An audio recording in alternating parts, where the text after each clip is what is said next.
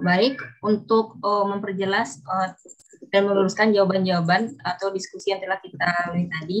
Kita minta kepada Ibu dosen, Ibu Yuni, untuk meluruskan kalau ada yang salah kepada Ibu, dipersilakan. Baik, suara saya kedengaran ya? Dengar, Bu. Dengar, Bu. Oke. Pertanyaan Winda lah dulu ya dari. Tapi sebetulnya tadi ada permintaan juga dari Ibu Zurato, dari Pak Raffi mengenai ya tadi bahasanya sih minta ditambahkan, tapi tentunya harusnya ada penjelasan juga. Mungkin sekalian nanti ya. Tapi tadi sudah disinggung juga di pertanyaan Winda tentang RT-PCR. Nah, jadi RT-PCR itu RT-PCR ya. Itu ada dua. Ada dua pengertian. Nah, itu tadi yang buat si Winda ragu. RT-PCR disebut sebagai alat, iya. RT-PCR disebut sebagai teknik, iya. Tapi cara menuliskannya yang berbeda. Kalau dia untuk alat, penamaannya maka R dan T-nya huruf kecil, kemudian strip PCR huruf besar ketiganya. P-nya besar, C-nya besar, R-nya besar. Itu kalau menunjukkan dia alat. Ya. RT itu kepanjangannya real time. Ya, itu untuk alat. Ada juga orang yang menyebutnya dengan qPCR atau kuantitatif PCR. Jadi R kecil, T kecil, PCR sama dengan Q kecil, PCR. Itu menunjukkan alat. Nah, apa spesifiknya alat ini? Apakah berbeda dengan alat PCR biasa? Iya. Di mana perbedaannya? Kalau alat PCR biasa atau mungkin sekarang kita sebut PCR konvensional, setelah diamplifikasi di dalam mesin PCR, maka untuk mendeteksi apakah terjadi mutasi, ya mutasi itu bisa banyak bisa banyak pengertian ya, mutasi bisa mutasi delesi, mutasi insersi, mutasi substitusi basa, juga mutasi kan, atau ya mutasi-mutasi seperti itu ya. Maka kalau amplifikasi dengan PCR konvensional, dia perlu dilanjutkan dengan satu teknik lagi yang disebut dengan elektroforesis. Nah, elektroforesis itu adalah mengurai hasil amplifikasi di dalam mesin PCR konvensional tadi, yang kita sebut dengan mesin PCR saja, tanpa ada embel-embel R dan T atau Q. Ya. Disitulah kita akan lihat apakah memang ada apakah memang telah terjadi amplifikasi atau tidak. Bukan mutasi ya, amplifikasi atau tidak. Ya. Sementara kalau dengan real-time PCR, maka tidak ada lanjutan kegiatan untuk mengelektroforesis tadi. Ya. Oke, sekali lagi saya ulang ya, tadi sebut mutasi tidak ya. Jadi bisa sih sebetulnya ada deteksi mutasi dengan mesin PCR, tapi yang umum adalah untuk mendeteksi apakah telah terjadi perbanyakan ketika mengamplifikasi di dalam mesin, apakah telah terjadi perbanyakan. Kalau dengan PCR konvensional, maka perlu dilanjutkan dengan satu teknik lagi yang disebut dengan elektroforesis. Sementara kalau dengan mesin kuantitatif PCR atau real-time PCR, maka tidak perlu dilanjutkan. Kenapa? Karena amplifikasi itu langsung terlacak di layar monitor. Jadi kalau mesin kuantitatif PCR, dia dihubungkan dengan komputer, ya, dan ada softwarenya yang diinputkan ke komputer tersebut, sehingga setiap kali terjadi amplifikasi di dalam mesin PCR langsung tergambarkan di layar monitor. Dia berbentuk grafik. Ya, biasanya amplifikasi itu dilakukan 35 siklus atau 35 kali. Nah, setiap siklus itu nambah, maka akan bertambah pula grafik, garis-garisnya terlihat di mesin PCR. Dan yang kelihatan itulah yang berasal dari fluorescence yang dimasukkan ke dalam bahan-bahan PCR tadi. Ya, jadi ada bahan-bahan yang berfluorescence dan itu yang ditangkap oleh kameranya, ada kameranya di mesin PCR-nya, kemudian tangkapan layar kamera itu dihubungkan ke komputer. sehingga grafik itu akan nampak. Jadi kalau amplifikasinya berhasil, di akhir dari siklus ke-35 itu kita akan mendapatkan grafik yang banyak sekali, garis-garisnya di layar monitor. Nah, dari situ saja kita sudah bisa tahu langsung bahwa telah terjadi proses amplifikasi yang di dalam mesin kuantitatif PCR tadi. Ya, tapi kalau dengan mesin PCR konvensional tidak ada dihubungkan dengan layar komputer, sehingga untuk melacak apakah amplifikasi sudah terjadi atau belum, dilanjutkan dengan metode atau teknik elektroforesis. Itu bedanya, ya. Nah, kemudian beda yang kedua, ketika amplifikasi dilakukan dengan mesin kuantitatif PCR atau real time PCR, amplifikasi itu tidak bisa panjang. Nukleotida yang diamplifikasi tidak panjang. Kalau PCR itu bisa mengamplifikasi sampai 1000 pasang basa. Kalau dengan mesin PCR 100 sampai 150 pasang basa saja. Ya, jadi memang harus benar-benar daerah yang spesifik yang harus diamplifikasi. Karena kemampuan dia untuk mengamplifikasi, kemampuan bahan fluorescence tadi itu hanya mencakup daerah yang kecil. Ya. Nah, itu beda yang kedua. Kalau dengan PCR konvensional orang bisa amplifikasi itu satu gen utuh mungkin, ya. Tapi kalau dengan kuantitatif PCR hanya bagian tertentu saja dari suatu gen yang bisa diamplifikasi, dan itu memang harus benar-benar ditentukan oleh penelitinya bagian mana yang spesifik, sehingga dia bisa mengetahui nanti memang sudah terjadi amplifikasi dari gen yang kita maksud, bukan gen yang lain, gitu ya. Karena ada ciri-ciri khas yang tertangkap di sana. Kemudian ada lagi RT-PCR yang huruf besar semua tadi ya, RT-PCR. Nah, itu RT tadi singkatan dari reverse transkriptase PCR. Ya. Ini adalah sebuah teknik. Nah, teknik yang dipakai untuk mengamplifikasi suatu bahan yang berasal dari bahan dasarnya itu adalah RNA. Ya, RNA. Kenapa ada reverse transkriptase PCR? Karena RNA itu adalah untai tunggal. Ya, kalau dia akan diperbanyak di dalam mesin PCR, maka dia harus dijadikan DNA kembali. Ya, sementara kalau dari dogma sentral, ya dari DNA lah yang ditranskripsi menjadi RNA. Kemudian RNA ditranslasi menjadi protein. Nah, sementara sekarang bahan dasarnya adalah RNA. Ya. Nah, RNA itu tidak bisa diamplifikasi karena dia untai tunggal. Yang bisa diamplifikasi menurut teori semi konservatif, ya, proses amplifikasi secara semi konservatif, dia harus ada dua untai DNA. Nah, supaya dia bisa jadi dua untai kembali, maka dia dibalikkan kembali menjadi DNA. Itulah yang dimaksud dengan reverse. Reverse itu pembalikan. Nah, transkriptase itu adalah enzimnya. Jadi reverse transkriptase itu adalah sebuah proses, reverse transkriptase itu sendiri adalah enzim. Enzim yang didapat di dalam virus, ya, enzim yang diisolasi dari virus RNA, yang memang tugasnya adalah untuk membalikkan RNA yang dia miliki menjadi DNA. Nah, jadi kerja dari metode reverse transkriptase itu mengikuti kerja alami dari virus-virus RNA sebetulnya. Jadi secara alami Tuhan kan sudah menciptakan ada virus RNA.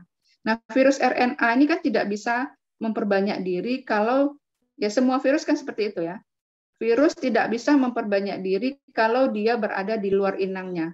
Dia harus memasukkan DNA-nya ke inangnya dulu, baru dia bisa memperbanyak diri. Nah, sementara inangnya itu adalah organisme-organisme, bisa manusia, bisa hewan, bisa tumbuhan, yang material genetiknya adalah DNA. Nah, kalau dia menggabungkan RNA ke DNA tentu tidak mungkin. Nah, Tuhan juga sudah melengkapi si virus ini dengan enzim reverse transkriptase. Ya, jadi supaya dia bisa menggabungkan material genetiknya yang berupa RNA tadi ke DNA inang, maka RNA harus dibalik kembali menjadi DNA. Dan itu dia miliki, enzim itu dia miliki oleh si virus. Ya, jadi dengan membuat RNA menjadi DNA, maka kemudian dia bisa menggabungkan DNA tadi ke DNA inang. Nah, DNA yang dibuat dari RNA itu disebut dengan cDNA. Ya, C-nya kecil tulisnya orang menulisnya kecil, C-nya kecil DNA. Ya, C itu singkatan dari complements DNA. Ya, complement. Nah, apa yang terjadi pada virus RNA secara alami itulah kemudian yang ditiru kerjanya dengan aplikasi metode reverse transkriptase PCR tadi. Ya. Dari mana orang dapatkan virus reverse transkriptasenya? Tentu adalah dari orang mengisolasinya dari dari virus RNA tadi. Ya. Nah, itu sudah diperjualbelikan orang. Enzim reverse transkriptase itu sudah diperjualbelikan orang, tinggal diaplikasikan saja ke dalam mesin PCR. Ya. Apakah metode reverse transkriptase PCR itu bisa diaplikasikan ke dalam mesin PCR konvensional? Sebetulnya bisa, ya. Jadi tidak tergantung dengan real time PCR aplikasinya. Tapi kalau dengan mesin PCR konvensional, maka ada kerjanya itu yang di luar mesin dan ada kemudian yang di dalam mesin. Ya, apa kerja yang harus dilakukan di luar mesin adalah merubah RNA menjadi DNA, menjadi cDNA tadi. Nah, itu dilakukan di luar mesin dengan bantuan enzim reverse transkriptase. Ya, itu di luar mesin. Kalau dia sudah jadi cDNA, ya, baru kemudian dimasukkan ke dalam mesin PCR konvensional dan itu akan dilakukan amplifikasi di dalam mesin. Kemudian setelah selesai amplifikasi baru untuk melacak apakah sudah terjadi amplifikasi itu dilanjutkan dengan elektroforesis tadi. Ya. Tapi apakah juga bisa dilakukan dengan mesin PCR canggih yang real time tadi? Juga bisa. Ya. Itu jadi metode reverse transkriptase PCR itu tidak tergantung dari mesin PCR-nya. Apakah konvensional atau mesin PCR canggih real time PCR, keduanya bisa dilakukan. Ya, hanya saja tadi kalau menggunakan mesin canggih kuantitatif PCR atau real time PCR, maka amplifikasinya harus pendek, ya, tidak bisa panjang-panjang. Ya. Apakah harga, kalau dari segi harga, apakah berbeda harga mesin PCR konvensional dengan real time otomatis berbeda, ya, jauh lebih mahal real time PCR karena ada juga kelengkapan alatnya, satu lagi laptop, ya, dan juga kalau dari segi kitnya juga lebih mahal, ya, kit reverse transkriptase itu ada sendiri, ada yang tergabung dengan kit PCR-nya, ada yang terpisah, gitu ya. Nah, itu tadi. Jadi mudah-mudahan tidak bingung lagi dengan yang ini, ya. Jadi ada dua penggunaan kata, ada RT besar PCR, ada RT kecil PCR.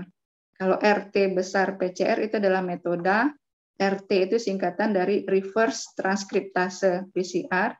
Itu adalah metode untuk membuat DNA dari template-nya atau cetakannya adalah RNA. DNA yang terbentuk itu disebut dengan cDNA atau komplement DNA. Nah, sementara R kecil T kecil itu adalah real time PCR, sama dengan kuantitatif PCR adalah alat yang digunakan untuk amplifikasi amplifikasi DNA, ya. Tapi alat ini lebih canggih karena dia tidak memerlukan elektroforesis DNA. Semua proses PCR langsung terlacak, apakah berhasil atau tidak langsung termonitor dengan layar komputer dalam bentuk grafik-grafik. Kemudian apa yang dipakai orang untuk tes COVID ini sekarang? Mesin PCR, metode yang mana atau mesin yang mana, ya kalau dari segi mesin sebetulnya kedua-duanya bisa, karena sudah saya katakan tadi kalau pakai mesin konvensional maka dia ada 2 tahap yang dia lakukan, melakukan reverse dulu di luar mesin, kemudian setelah itu baru dia pakai mesin konvensional dan kemudian dilanjutkan lagi dengan elektroforesis. Kalau dia pakai real time PCR juga bisa. Ya. Nah, apa yang masuk dengan swab? Ya, swab itu adalah membuat apusan di swab, ya, membuat apusan. Jadi ketika kita kan harus ambil sampel, ya, sampel itu kalau biasanya orang ambil DNA itu kan dari darah itu diambil dengan jarum suntik gitu kan, dan sasarannya adalah DNA pada sel darah putih. Tapi karena COVID itu terkait dengan organ pernafasan, ya, dan kalau darah itu kan artinya adalah yang kita lacak itu kan adalah DNA kita. Tapi kalau COVID itu kan yang mau kita lacak itu kan adalah DNA si virus itu sendiri. Apakah virus itu ada di badan kita atau tidak? Nah, maka yang di PCR nanti itu adalah DNA virus. Nah, DNA virus COVID itu kan adanya di saluran pernafasan, di hidung yang paling gampang. Nah, mungkin orang ambil sampai ke paru-paru kan. Nah, jadi diusap dari hidung. Nah, yang terambil dari usapan itulah kemudian kalau ada virus COVID di sana, itu nanti akan bisa diisolasi dulu DNA-nya, kemudian baru diikuti dengan amplifikasi. Ya, jadi isolasinya juga sederhana sih sebetulnya. Tidak sama dengan isolasi DNA dari manusia misalnya yang ada beberapa tahap. Jadi virus itu dia mudah sekali dihancurkan karena DNA-nya ada langsung di dalam apa tuh kalau kita sebut sel virusnya itu apa tuh namanya? Apa bukan sel ya kita istilahnya. Kalau virus apa disebutnya tuh kapsid ya. Ya, kapsid. Nah, jadi dia ada di dalam kapsidnya, maka dihancurkan saja kapsidnya itu, membran kapsidnya, maka DNA-nya udah langsung terambil gitu. Nah, itu kemudian jadi DNA virus itulah yang kemudian diamplifikasi, yang diawali dengan merubahnya dari RNA menjadi DNA, menjadi cDNA tadi, baru kemudian diperbanyak. Kemudian pertanyaan nah, bagaimana dengan lama waktu? Tadi Pak Ahmad Subari juga nambahkan jawaban. Lama waktu tentu lebih cepat dengan real time PCR. Kenapa? Bukan dari segi penggunaan mesinnya. Kalau mesinnya sama aja, ya. Jadi rata-rata mesinnya itu bekerja baik itu konvensional PCR maupun real time PCR itu sekitar 2 jam. Karena dia mengamplifikasi sama-sama 35 siklus. Ya. Tapi kalau dengan mesin konvensional kan diikuti lagi dengan tahapan berikutnya elektroforesis tadi. Ya, sementara kalau dengan real time PCR tidak. Jadi kalau kita menanyakan waktu amplifikasi sama, tapi kemudian ada tahap pelanjutannya kalau dengan konvensional. Ya. Jadi jangan salah persepsi di sini. Yang membuat dia lama itu bukan di mesinnya, tapi di tahap selanjutnya, gitu ya. Kemudian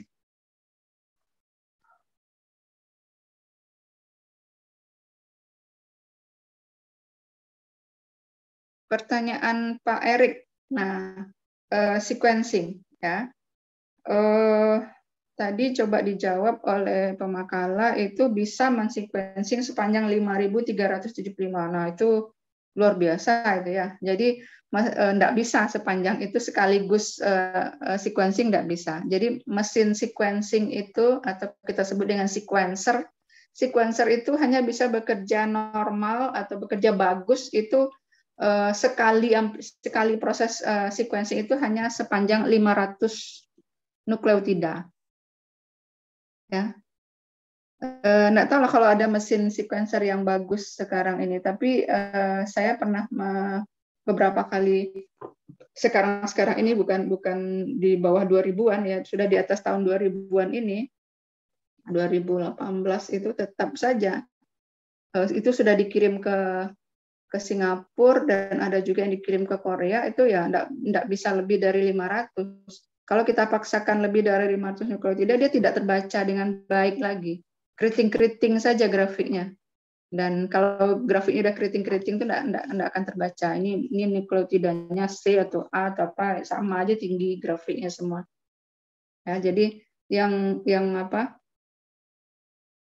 Yang normal itu, yang optimal kerja dari mesin sequencer itu adalah sekitar 500 nukleotida. Kalau ada gen yang panjangnya 2000 nukleotida atau 2000 pasang basa bagaimana? Nah, itu orang beberapa kali mensequencingnya. Jadi di bagian ini dulu dari nukleotida 1 sampai 500 misalnya kan. Nah, nanti yang kedua tidak sambung dari 501 tapi dimundurkan lagi. Jadi tadi sampai 500, nah sekarang diulang dari 480 mungkin ya, ulang lagi agar apa? Agar tidak hilang dia. Jadi nanti bisa dicocokkan. Berhimpitan dia, oke ini sambungannya gitu ya.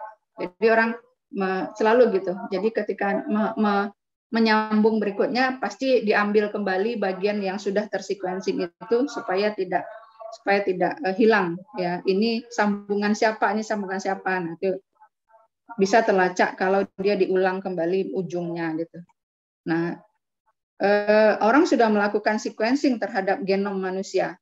Ya, jadi genom manusia itu sendiri kan panjangnya 3 miliar nukleotida, atau kalau DNA-nya adalah 3 miliar pasang basa. Itu kan luar biasa panjangnya kan? Panjang DNA kita dari kromosom nomor 1 sampai kromosom nomor 23 itu panjangnya 3 miliar pasang basa. Nah, orang sudah melakukan sequencing itu, dan itu dalam kegiatan Human Genome Project, proyek genom manusia, dan sudah selesai di tahun 2004. Ya. Nah, bagaimana orang melakukan sepanjang itu sequencing? Ya seperti tadi. Jadi dipotong-potong, ya dipotong-potong, dimasukkan ke dalam ada yang plasmid, ada yang cosmid, ada yang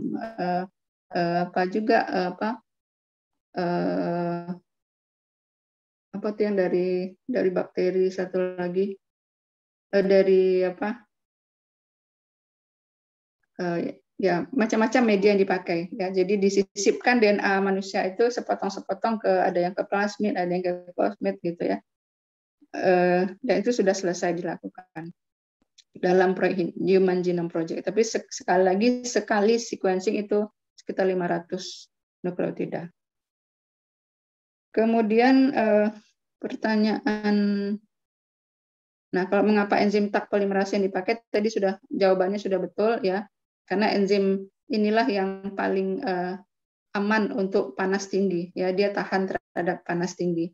Diambil dari bakteri Thermus aquaticus yang hidup yang merupakan bakteri termofilik ya, hidup di lingkungan panas. Sehingga ketika masuk ke dalam mesin PCR yang mencapai suhu sampai 94 derajat Celcius atau sampai 100 derajat Celcius, dia enzimnya tidak rusak ya. Oke, itu tambahan jawabannya. Kalau ada yang ditanyakan atau ada yang tidak dipahami tadi silakan. Boleh bertanya lagi, Bu? Boleh. Gini, Bu, tentang apa tadi itu? Jika kita Bu, mengamplifikasi gen target itu, kita contohkan misal kita mengamplifikasi gen target dari cDNA gitu. Namun apanya Bu, tingkat ekspresi gen ini terlalu rendah gitu.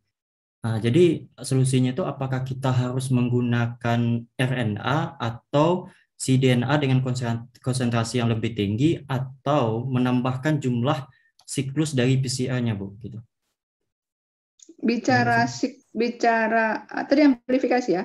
Bicara amplifikasi dengan bicara ekspresi itu tidak ada hubungannya. Maksudnya gimana? Ekspresi itu adalah proses pembentukan protein. Tapi kalau amplifikasi adalah proses perbanyakan DNA. Maksudnya gimana nih? Ya, maksudnya gini, Bu. Itu dua hal yang berbeda. Oh, berarti berbeda itu ya, Bu. Karena kan misalnya kita menemukan ekspresi gennya itu terlalu rendah gitu.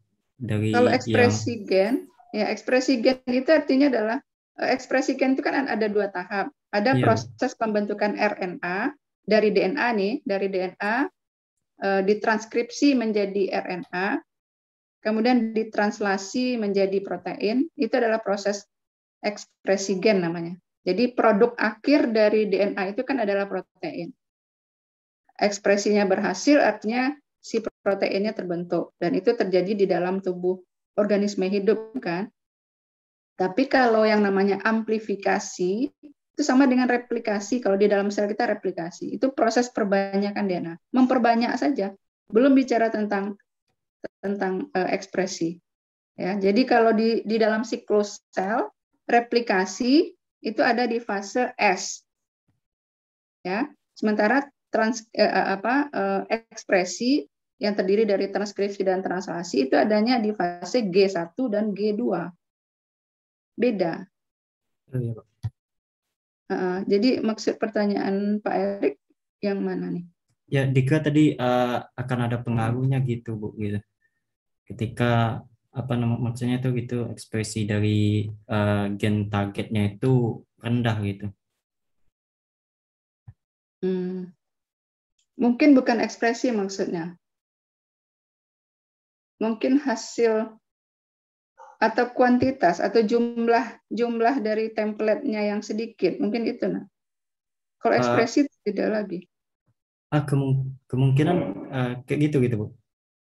Ya, jadi kalau jumlah template-nya sangat rendah, ya misalnya nih untuk ya kalau kita contohkan ke kasus pemerkosaan lah misalnya ya. Kasus pemerkosaan itu kan orang pasti akan mencari siapa pelaku pemerkosaan ini. Sementara dia udah lari. Ya. Dan bukti DNA-nya hanya ada di tempat kejadian, misalnya di atas kasur gitu ya. Ada tetesan sperma lah misalnya gitu. Ya. Nah, itu kan harus diisolasi tuh. Nah, mana tetesan spermanya sudah mengering lagi gitu kan. Nah, itu kan nanti berkemungkinan orang hanya bisa mendapatkan sedikit sekali jumlah DNA atau jumlah sperma, jumlah DNA. Ya, DNA itu kan kalau kering juga enggak masalah kan, karena dia sendiri bukan benda hidup kan. Yang penting masih bisa diambil. Nah, kalau jumlahnya sangat sedikit sekali ya, itu memang tingkat kegagalan untuk proses amplifikasi itu memang sangat tinggi ya. Tapi sekarang bisa dibantu dengan jenis kit yang berbeda-beda ya. Jadi kit itu ada yang mulai dari harga standar itu yang mungkin sekitar 1 jutaan untuk satu kit sampai ada yang 10 jutaan untuk satu kit itu. Ya, tergantung dari merek dagangnya apa. Dan di merek dagang itu kualitas itu ya semakin tinggi harganya, kualitasnya semakin bagus. Ya, jadi sensitivitasnya terhadap jumlah DNA yang tersedia itu semakin tinggi dengan harga yang semakin mahal itu tadi. Dan itu berasal dari perusahaan yang berbeda-beda biasanya. Jadi seperti itu. Jadi kalau ada sampel-sampel yang jumlahnya sangat sedikit atau sampel itu sangat rentan, misalnya orang ingin amplifikasi fosil misalnya yang umurnya sudah ratusan tahun gitu kan, itu kan susah sekali ambil DNA-nya. Nah, itu orang biasanya pakai kit spesial, kit tertentu ya, tidak pakai kit yang dijual yang kalau kita ya bisa kita sebutlah kalau sejutaan itu kalau di molekuler itu harga murah gitu ya. Nah, tidak pakai kit-kit yang harga murah seperti itu. Jadi itu upaya orang yang bisa dilakukan. Karena mesin amplifikasi atau perbanyakan dengan mesin PCR itu adalah teknik pertama yang harus dilakukan untuk bisa kemudian memperbanyak kembali dengan memasukkannya ke dalam bakteri misalnya. Ya, tapi PCR lah yang pertama kali menolong. Ya, memang ada batas sensitivitas terendah dari PCR. Ya, jadi dia ada batas. Hanya dalam konsentrasi seginilah ya. Dia ukurannya nanogram ya, tapi berapa nanogram itu ada paling rendahnya. Ya, dan mesin PCR itu juga banyak jenisnya. Banyak. Jadi tadi kan ada disinggung juga tuh. Bentuknya seperti ini, mesin PCR-nya bentuknya seperti ini, bentuknya seperti ini. Bentuknya berbeda-beda karena banyak perusahaan yang membuat mesin itu sendiri. Ya, mesin PCR konvensional saja bentuknya beragam. Ya, karena diproduksi oleh perusahaan yang berbeda-beda. Setiap perusahaan dia patenkan produknya, tentu tidak boleh ditiru oleh perusahaan yang lain dari segi bentuknya segala macam. Tapi prinsip kerjanya pasti sama. Ya. Begitu juga dengan kuantitatif PCR, bentuk mesinnya berbeda-beda karena dihasilkan oleh perusahaan yang berbeda-beda juga. Jadi tidak bisa kita katakan, oh kalau bentuknya seperti ini adalah kuantitatif PCR. Tidak, karena dia tergantung dari merek dagang. Tapi prinsip kerjanya sama. Ya. Jadi itu yang membantu ya Pak Erik. Ya, Bu. Biasanya orang pakai kit yang khusus ya untuk bisa mengamplifikasi jumlah cetakan DNA yang sangat rendah. Ya. Ya, Bu. Makasih, Bu. Ya. Ada yang lain? Sekarang udah jam berapa nih? Izin, Bu. Iya, silakan Pak Raffi.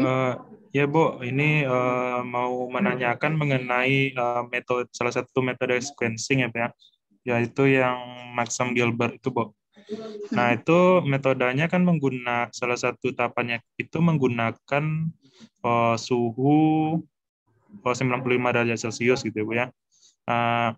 Apakah itu suhunya mutlak atau maksimum yang digunakan, atau bisa di-set saat melakukan teknik ini jika DNA-nya ada yang sensitif itu, Bu, atau hancur sehingga menghalangi teknik sequencing ini? Apakah pernah ada kasus seperti itu, Bu? Terima kasih, Bu. Oke. Kalau Maxam Gilbert itu adalah hasil temuan dari dua orang ini ya, Pak Maxam dan Pak Gilbert, yang sekarang ini tidak dipakai lagi teknik ini. Sekarang yang dipakai adalah teknik yang satunya. Dan saya nggak paham tuh apakah memang pakai suhu sampai 90 derajat Celcius. Karena yang Ibu tahu itu teknik ini menggunakan enzim ya, enzim untuk memotong-motong DNA pada nukleotida tertentu, misalnya pada setiap G dia potong, kemudian dari hasil pemotongan itu nanti akan diikuti dengan terjadinya fluorescence pada bagian G tersebut gitu. Karena setahu Ibu yang enzim yang memotong itu dia tidak perlu suhu tinggi untuk memotong. Dia aktivitas enzimnya di suhu 37 derajat Celcius gitu. Ini dapat informasinya dari mana nih? Maxam Gilbert pakai suhu sampai 90 derajat Celcius. Di apa, Bu, di animasi yang Ibu bagikan juga ada, terus ada juga beberapa sumber yang di internet, tapi PDF sih, Bu, nggak dari jurnal juga. 90 ya? Ya, iya, Bu, terus Ibu tidak terlalu menguasai Maxam Gilbert karena dia memang tidak dipakai lagi sekarang. Dan yang satu lagi itu apa namanya? Apa satu lagi itu? Apa satu lagi?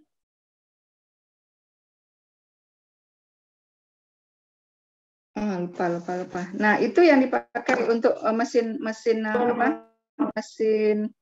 sequencer yang sekarang ini. Ya, jadi kalau yang mesin sequencer sekarang ini menggunakan metode satu lagi nih, bukan yang Maxam Gilbert. Yang satu lagi itu yang bisa diaplikasikan ke dalam mesin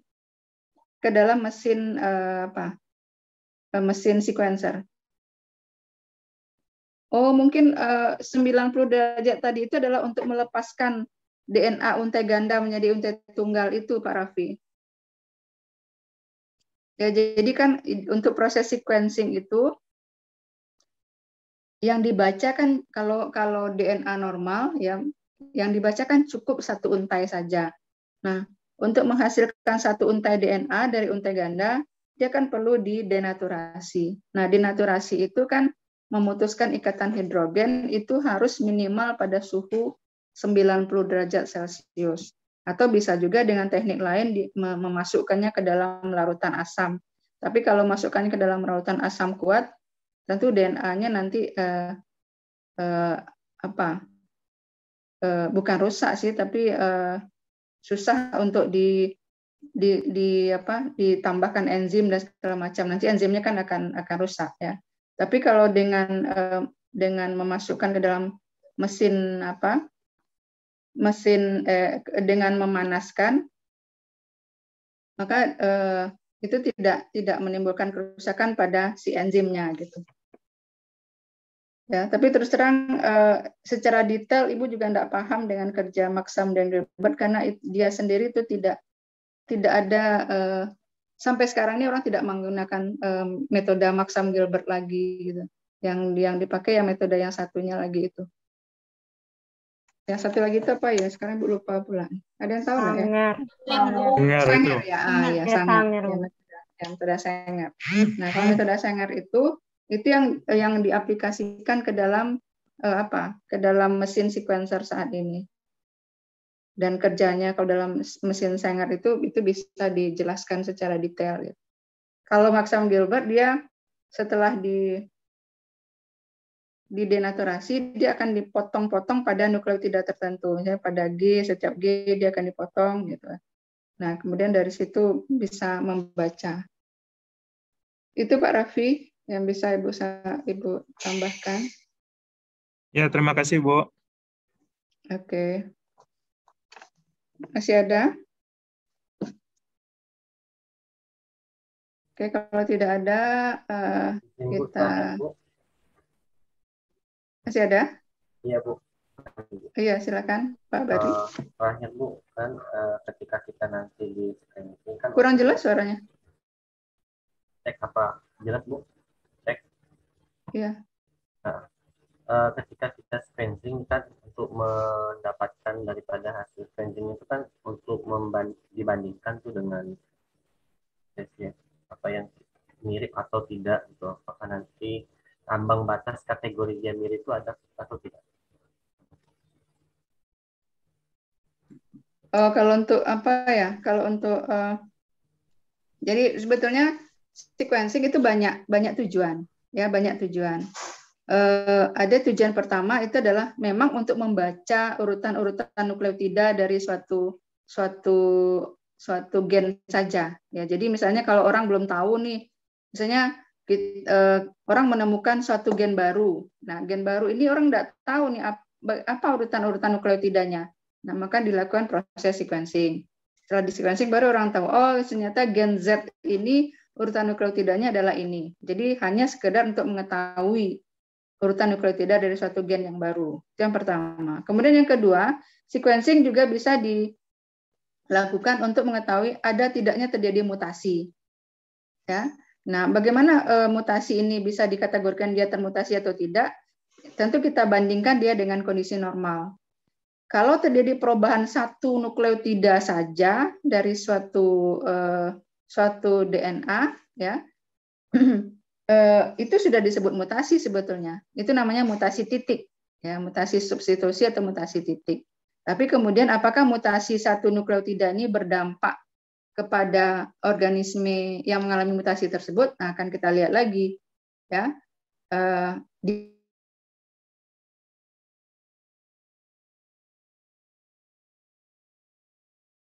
Kalau tidak, tentu tidak berefek, ya.